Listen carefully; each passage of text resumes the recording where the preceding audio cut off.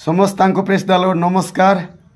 पुनराय शुभ सकाले आसंतु ए जीवित शास्त्र बाइबल रु द्वितीय विवरणी 27 पर्वर 22 पद को जीवा। आजिर जो प्रसंग रोची अबाध्यतार अभिशाप।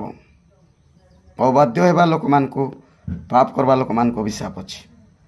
मु पढ़ुछि देखंतु 27 पर्वर 22 पद द्वितीय विवरणी।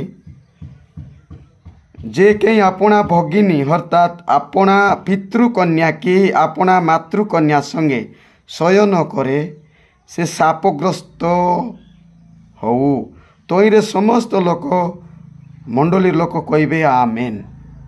आमेन अर्थ समस्ते जहाँ एक मनरे कहबे ता घटिबो।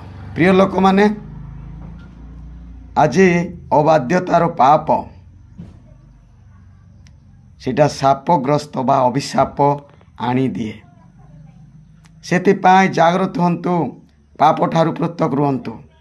सासु सहित बहु सहित माँ सहित भैणी सहित एसबू रेप करंतु नाई, पाप करंतु नाई।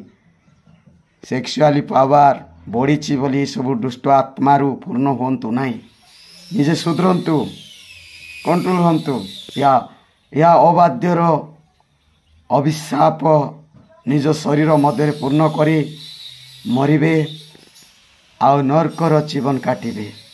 मु अधिक कौन कहबी।